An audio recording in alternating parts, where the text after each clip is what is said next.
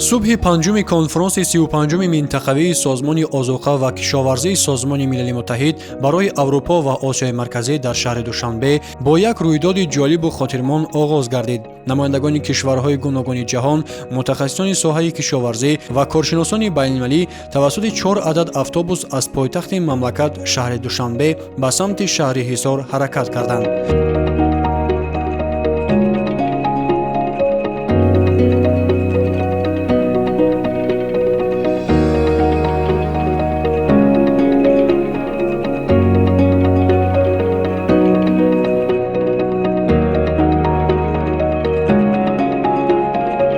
هنوز در راه مهمانان توجه می‌کردند که چگونه از مرکز شهر دوشنبه تا وادی حصار منظره‌ها تدریجاً تغییر می‌یابند.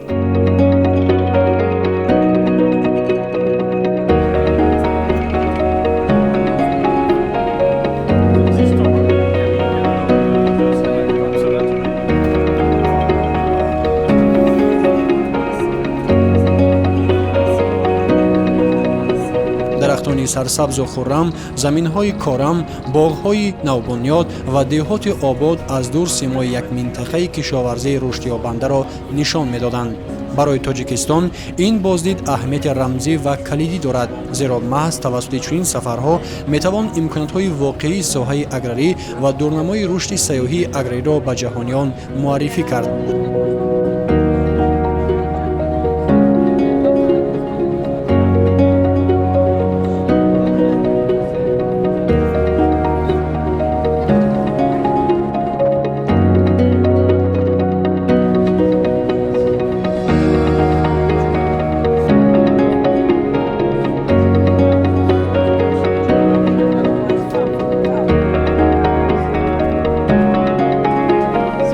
هنگام رسیدن به جماعت دهات سامان، مهمانان را فضای ایدانه استقبال گرفت. تحت صدای کرنه و سرنی، شعر و سرود و بانون نمک، نمایندگان مهمان نواز شهر حصار از جمله رئیس شهر حصار، عضو مجلس ملی مجلس عالی جمهوری تاجیکستان ناصرزاده جبار، هیئت مهمانان رسمی، معاون دیرکتور ژنرالی سازمان آذوقه و کشاورزی سازمان ملل متحد خانم بت بگدال، راهبرت منطقوی سازمان آذوقه و کشاورزی سازمان ملل متحد در شهر دوشنبه و اشتراکداران کنفرانس را پیشواز گرفتند. مهمانان را در خط سیر سیاحت اگراری معاون وزیر کشاورزی جمهوری تاجیکستان احمدزاده بهرام رجب راهبردی می‌نمود. برای مهمانان خارجی چنین استقبال بیانگر فرهنگ مهمان‌نوازی تاجیکان و احترام مردم به مهمان بود. بسیاری از آنها با تلفن‌های موبیلی این صحنه‌ها را ثبت می‌کردند.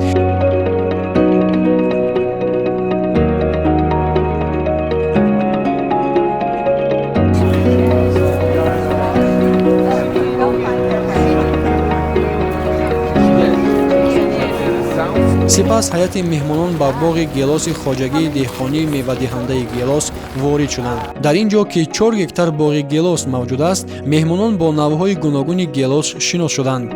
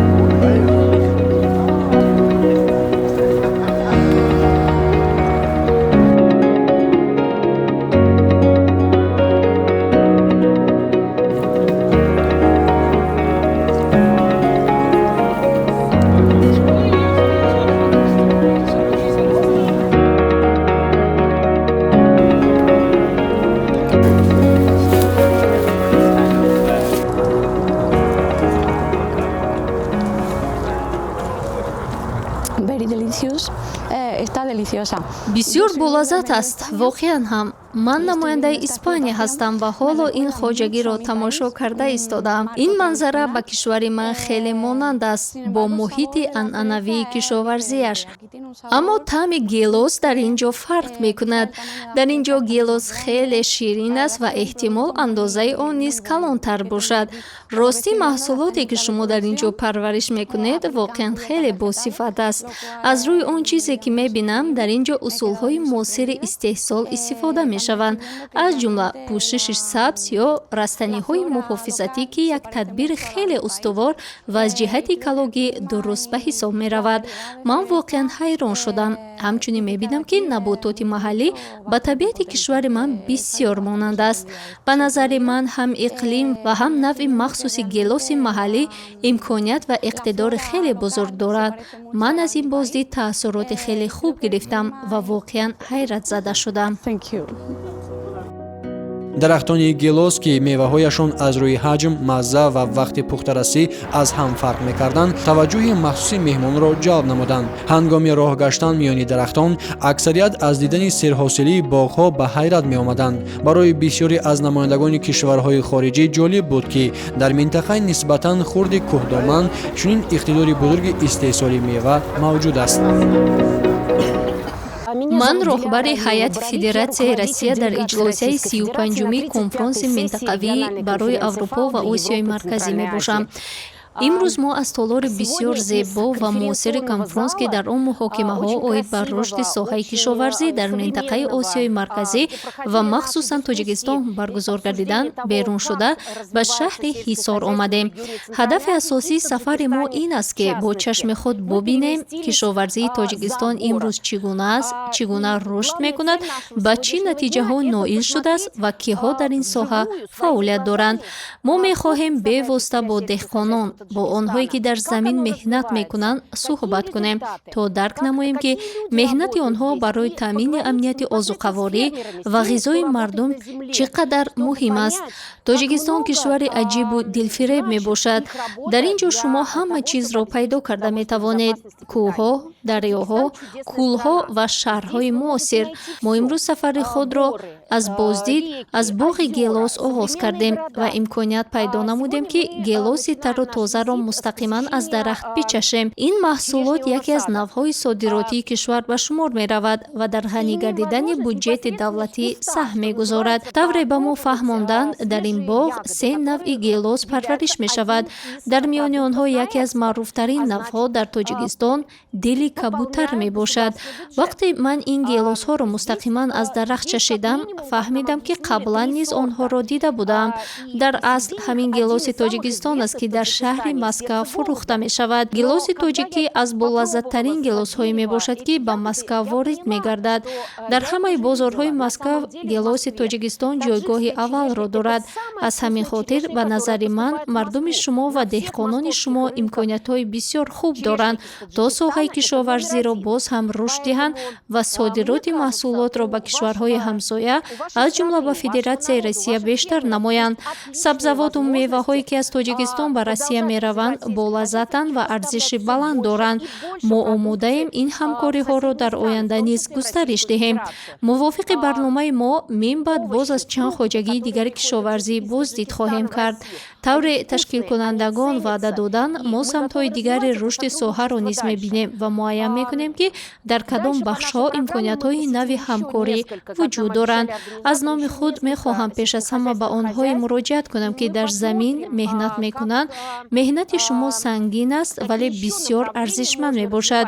бе меҳнати ҳаррӯзаи шумо рӯи дастархони мо озуқаворӣ намебуд ва инсон беғизо зиндагӣ карда наметавонад. ба шумо нерӯ, саломатӣ, ободии хонадон ва некуаволии оилаҳоятонро таманно дорам. ҳамеша дар ёд дошта бошед, ки деҳқон шахсе, ки дар замин меҳнат мекунад, муҳимтарин инсон дар соҳаи кишоварзӣ аст. Здоровья вам, процветания вашим домам, благоденствия вашим семьям. И помните всегда, что фермер, тот, кто работает на земле, это первый человек в сельском хозяйстве. меҳмонон аксу навор гирифта бо табассум гелос мечашиданд. дар чунин лаҳзаҳо саёҳати аграрӣ танҳо бо зидди оддӣ нест, ин таҷрибаи зинда аст. вақте меҳмон шахсан мева мечинад, маззаи маҳсулотро эҳсос менамояд ва ҳамин тавр робитаи эҳсосӣ ба вуҷуд меояд. маҳз ҳамин ҷанба метавонад сайёҳии аграриро ба яке аз самтҳои ҷолиби иқтисодии сайёҳӣ табдил диҳад.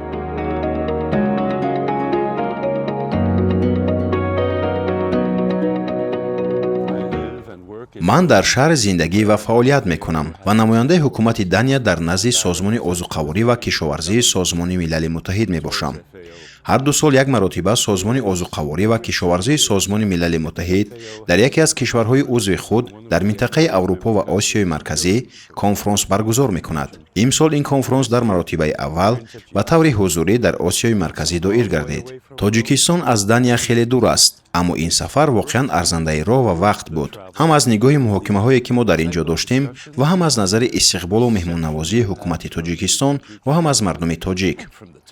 ҳама чиз дар ин ҷо аҷиб аст. мо ҳатто мегӯем, не, мо мехоҳем боз бештар бимонем. Мо мехоҳем муддати дарозтар дар ин кишвар бошем. Кишвар, мардум, таомҳо, мусиқӣ, ҳама чиз бисёр зебо ва хотирмон аст. худи конфронс низ хуб ва ҷолиб баргузор шуд ва табиату манзараҳои Тоҷикистон воқеан ҳайратангезанд. имрӯз боғҳои гелоси ҳисор тадриҷан аз як бахши оддии боғдорӣ ба унсури бренди минтақа табдил меёбанд. шароити мусоиди иқлими водии ҳисор, хоки ҳосилхез, оби фаровон ва иқлими мусоид имконият додааст ки дар ин минтақа навъҳои серҳосилу хушсифати гелос парвариш карда шаванд. ин аст ки ба ҳисоби миёна аз 1 гектар то 8 тонна ҳосил ба даст меояд. аммо масъала танҳо дар ҳаҷми истеҳсол нест. муҳим он аст ки имрӯз ҷаҳон бештар ба маҳсулоти табиӣ, экологӣ ва анъанавӣ таваҷҷӯҳ дорад ва гелоси ҳисор маҳз ҳамин хусусиятҳоро доро мебошад. коршиносони хориҷӣ зимни суҳбатҳо таъкид менамуданд ки Тоҷикистон метавонад дар бозори маҳсулоти экологӣ ва сайёҳатҳои аграрӣ мавқеи хуб пайдо кунад, зеро имрӯз дар ҷаҳон танҳо маҳсулот фурӯхта намешавад, таърих, фарҳанг ва ҳуввияти он низ арзиш дорад.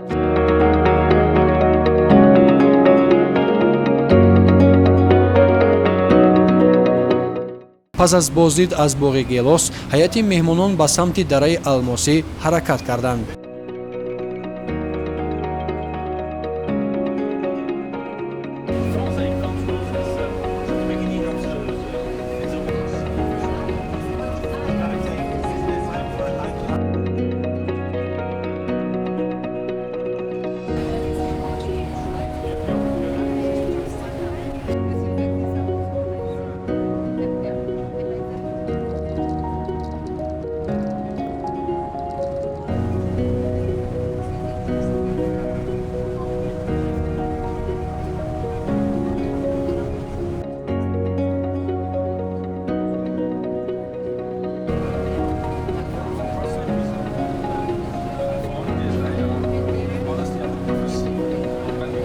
дар канори роҳи Душанбеи Турсунзода, ки дар гузашта қисми роҳи бузурги Абрешим буд, меҳмонон назди муҷассамаи гӯсфанди зоти ҳисорӣ қарор гирифтанд. дар ин ҷо ба меҳмонон бо забонҳои тоҷикӣ, русӣ ва англисӣ дар бораи таърихи ташаккулёбии гӯсфанди зоти ҳисорӣ маълумот дода шуд. коршиносон шарҳ доданд ки ин зот ҳанӯз дар асри 6 тавассути селексияи халқӣ ташаккул ёфта, имрӯз яке аз рамзҳои чорводории тоҷикон ба ҳисоб меравад. ин муҷассама на танҳо як объекти ороишӣ, балки рамзи эҳтиром ба мероси аграрии миллӣ аст. имрӯз дар ҷаҳон масъалаи ҳифзи зотҳои маҳаллӣ ва гуногунии биологӣ ба яке аз мавзӯъҳои муҳим табдил ёфтааст. тоҷикистон низ кӯшиш дорад ки тавассути чунин ташаббусҳо арзиши мероси кишоварзии худро ба ҷомеаи ҷаҳонӣ муаррифӣ намояд.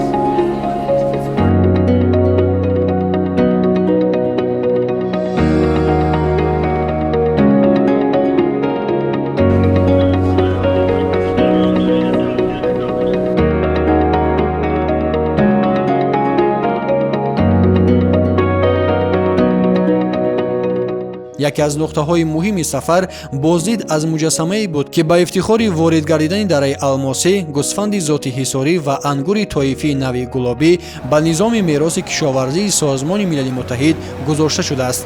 ин рӯйдод барои Тоҷикистон аҳамияти стратегии байналмилалӣ дорад. мақоми низоми мероси кишоварзии муҳими ҷаҳонӣ танҳо ба минтақаҳое дода мешавад ки дорои низоми нодири кишоварзӣ, донишҳои суннатӣ, гуногунии биологӣ ва фарҳанги ғанӣ мебошанд. ворид шудани дараи алмосӣ ба ин феҳрист маънои онро дорад ки ҷомеаи ҷаҳонӣ арзиши кишоварзии анъанавии ин минтақаро эътироф кардааст. дар пояи муҷассама меҳмонон акси дастаҷамона гирифтанд. имрӯз бисёр кишварҳо аз чунин мақом барои ҷалби сайёҳон ва сармоя истифода мебаранд. масалан, минтақаҳои дорои мақоми низоми мероси кишоварзии муҳими ҷаҳонӣ дар ҷопон, чин ва Италия ба марказҳои маъруфи сайёҳии аграрӣ табдил ёфтаанд. Тоҷикистон низ метавонад аз ҳамин таҷриба ба таври васеъ истифода барад.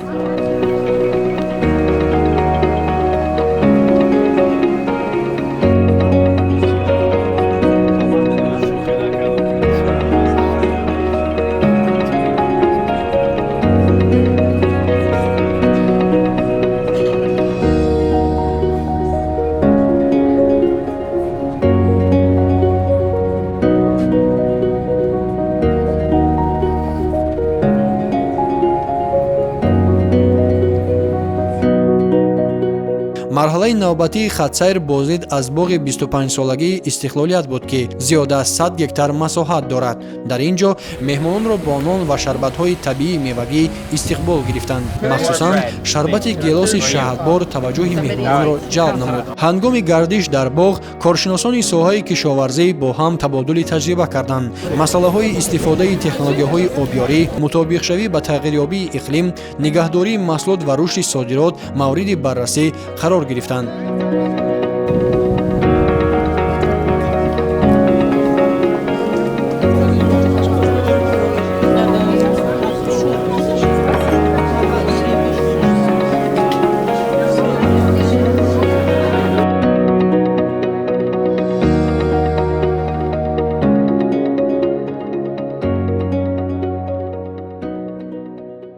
Добрый день, меня зовут Диляра Равилова-Боровик.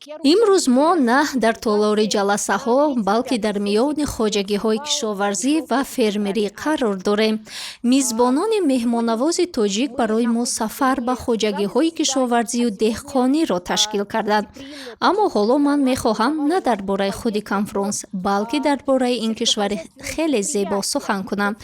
ин аввалин сафари ман ба Тоҷикистон мебошад ва ман бар он назарам ки ин кишвар дар бахши агротуризм имкониятҳои бузург дорад. агар шумо ба Тоҷикистон биёед, шуморо чунин боғҳои зебои гилос интизоранд. шумо метавонед аз хоҷагиҳое дидан намоед ки дар онҳо зоти аҷиби гӯсфанд парвариш мешавад ва баъдан аз онҳо маҳсулоти босифати гӯшти истеҳсол мегардад. барои меҳмонон метавонанд сафарҳои гуногун ба кӯлҳо, дарёҳо ва кӯҳҳо ташкил намоянд. аммо муҳимтар аз ҳама, шумо эҳсос мекунед ки таппиши қалби Тоҷикистон маҳз дар соҳаи кишоварзӣ аст. шумо мебинед ки чӣ гуна хоҷагиҳо ва чароғоҳҳое ки чанд сол пеш танҳо заминҳои оддии кишоварзӣ буданд, имрӯз ба маҷмаъҳои муосир ва бо суръат рушдёбанда табдил ёфтанд. дар ин ҷо метавон бисёр чизҳоро дид. бо навъҳои гуногуни маҳсулот шинос шуд. дид ки онҳоро чӣ гуна парвариш мекунанд ва бо деҳқонони оддӣ суҳбат намуд. онҳо аз таҳти дил ба шумо ҳама чизро нишон медиҳанд, нақл мекунанд ва ҳатто имконият медиҳанд маҳсулоти худро бичашед.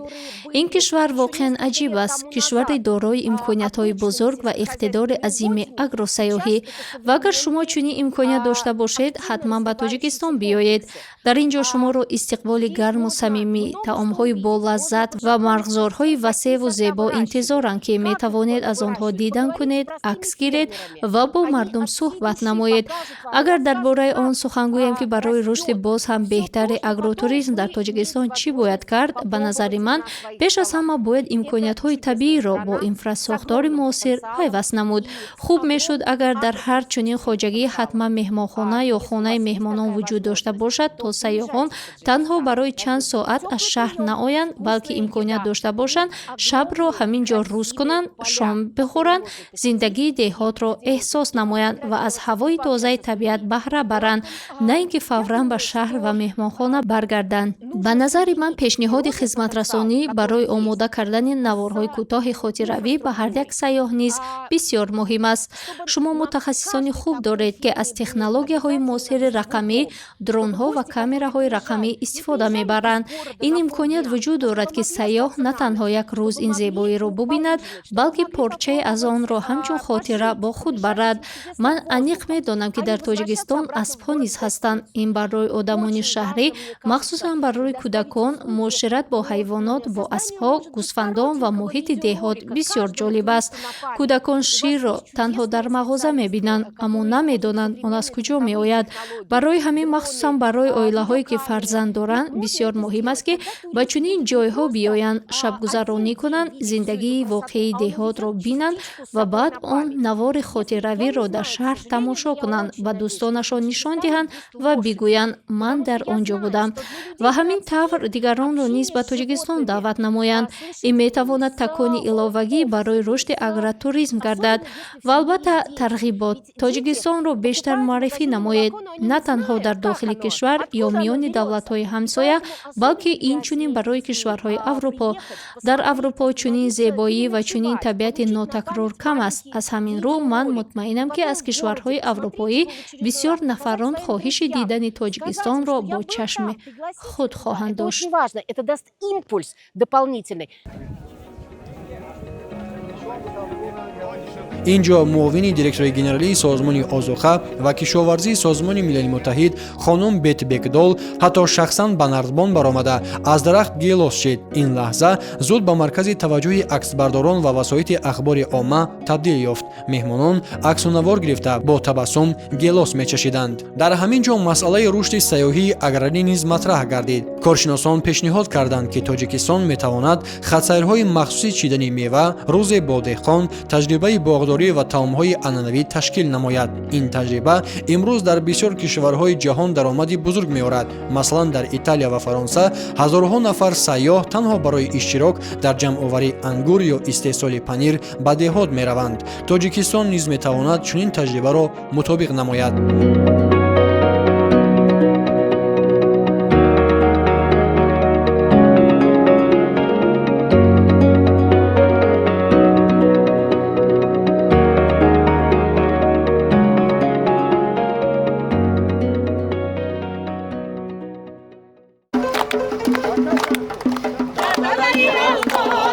сафари меҳмонон баъдан ба минтақаи намоиши гӯсфанди зоти ҳисорӣ, боғи тогзор ва намоиши ҳунарҳои мардумӣ идома ёфт. дар ин ҷо фазои воқеии ҷашнӣ ҳукмфармо буд. зери садои карнаю сурнай ва рақсу суруд меҳмонон пешвоз гирифта шуданд. ин гуна лаҳзаҳо нишон медиҳанд, ки фарҳанг метавонад монеаҳои забонӣ ва ҷуғрофиро аз байн бубарад. хусусан ин ҳолат дар саҳнаи зери таваҷҷӯҳи хонум Бек Бекдол қарор гирифтани рақси мардона бар аъло аён гардид.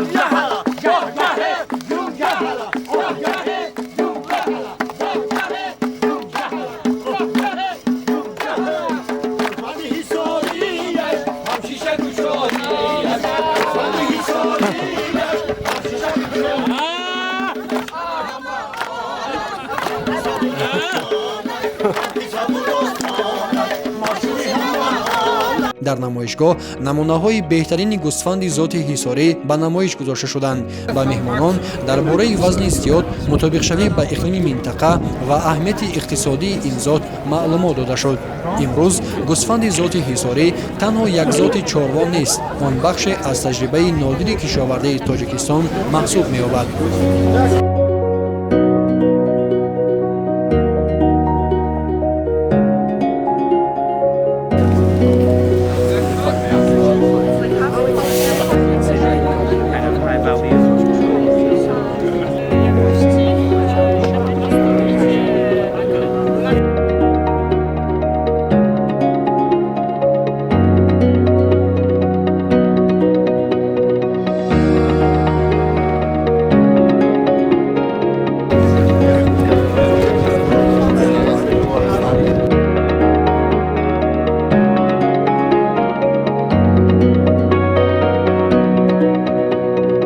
яке аз қисматҳои ҷолиби сафар боздид аз токзори хоҷагии деҳқонии Мирзо Карим буд. дар ин ҷо меҳмонон бо токзори ангури машҳури тоифии гулобӣ шинос гардиданд. ин нави ангур ки бо хушаҳои калон, маззаи ширин ва қобилияти хуби нигаҳдорӣ маъруф аст, имрӯз яке аз рамзҳои кишоварзии Ҳисор маҳсуб мешавад.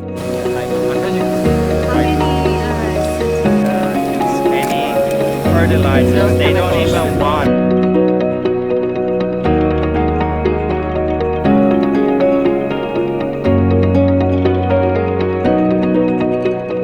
шукрони собиқдоли кишвар ки бо ташаббусҳои пешвои муаззами миллат президенти ҷумҳурии Тоҷикистон муҳтарам Эмомои Раҳмон ҳама ташаббусҳои созанда дастгирӣ ёфтанд ва маҳз яке аз ташаббусҳое ки аз ҷониби сатҳи байналмилалӣ пазируфта шуд, ин ташаббуси пешвои муаззами миллат буд ки яке аз минтақаҳои зебоманзари ҷумҳурии Тоҷикистон, яъне дараи алмосӣ ба низоми мероси кишоварзӣ дарои аҳамияти ҷаҳонӣ дошта ворид гашт.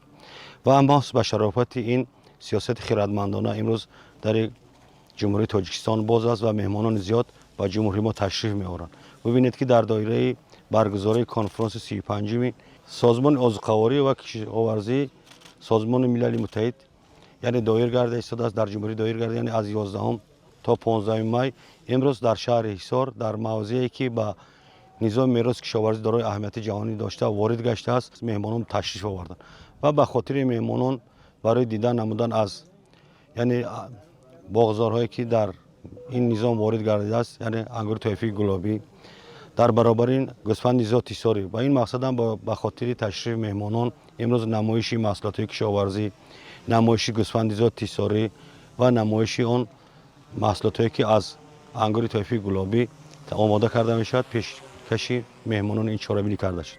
дар баробари ин ҳунарҳои мардумӣ ки вобаста ба минтақа хос мебошад, яъне ҳунарҳои миллӣ, яъне аз насл ба насл то ба имрӯз боқӣ мондааст, имрӯз пешкаши меҳмонон гардонда шуда истод. ман фикр мекунам ки меҳмонон аз дидани ин намоиш хеле ҳам хушҳол гардиданд ва аз чеҳраи болидарӯи онҳо маълум аст ва бовари комил дорем ки ин нақшаҳо, баргузории ин гуна чорабиниҳо ва ташкили ин намоишгоҳ барои дар оянда рушд ёфтани сайёҳӣ дар ҷумҳурӣ, яъне рушди сайёҳии агротуризм мегӯянд, яъне рушди сайёҳии кишоварзӣ боз ҳам рушд меёбад. ба ин васила яъне ворид гардидани лоиҳаи сармоягузорӣ, беҳтар гардидани инфрасохтор ва рушди иқтисодии иҷтимоии ҷумҳурии азизамон мусоидат менамояд.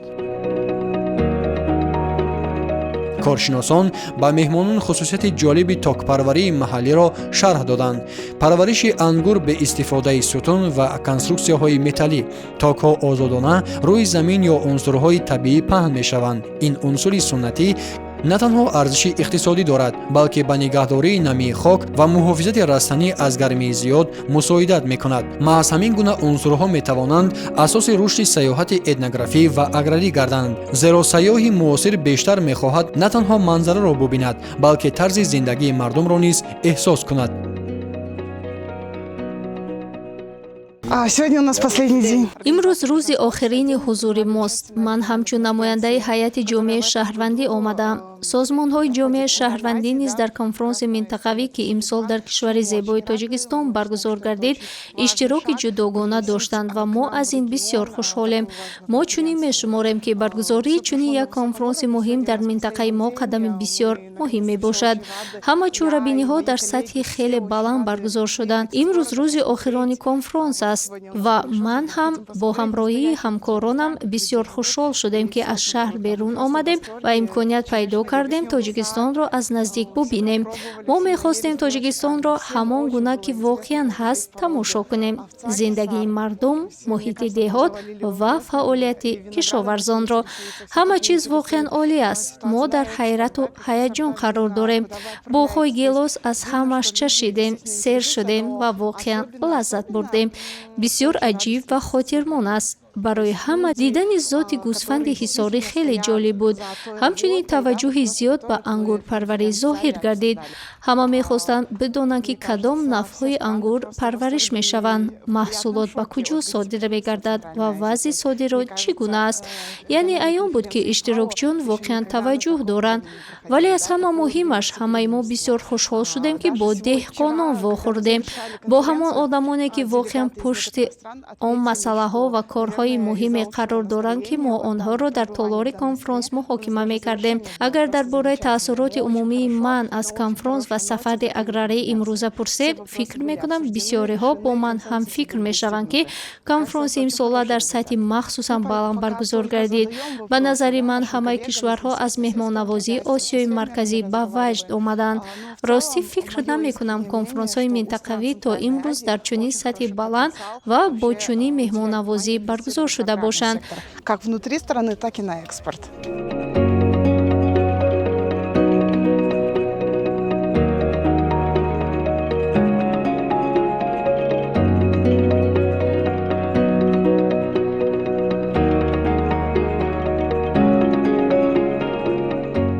дар растаҳои ҳунарҳои мардумӣ меҳмонон бо тоқидӯзӣ, чакандӯзӣ, кандакорӣ, таомҳои миллӣ ва дигар ҳунарҳои суннатии тоҷикон шинос шуданд. Ба бархе аз меҳмонон тоқиҳои миллӣ тӯҳфа карда шуд. Ин иқдом фазои дӯстӣ ва эҳтироми фарҳангиро боз ҳам гармтар намуд. Сипас меҳмонон аз таомҳои миллӣ чашиданд. Аз қабили дуғи навкашида, оши палов, оши бурида, хомшӯрбо бо гӯшти гӯсфанди ҳисорӣ ва навъҳои гуногуни нонҳои маҳаллӣ.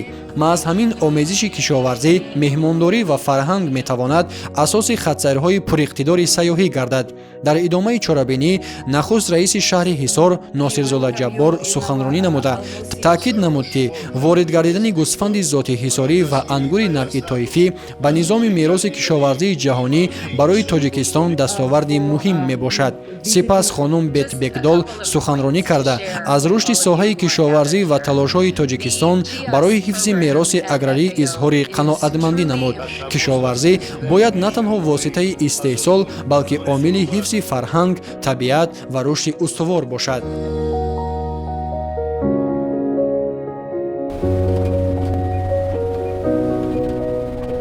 нуқтаи ниҳоии хатсайр ташрифи меҳмонон ва бозид аз мангоҳи таърихиву фарҳангии Ҳисор гардид. Ин ёдгорӣ, ки таърихи зиёда аз 3000 сола дорад, имрӯз яке аз марказҳои муҳими сайёҳии Тоҷикистон ба ҳисоб меравад.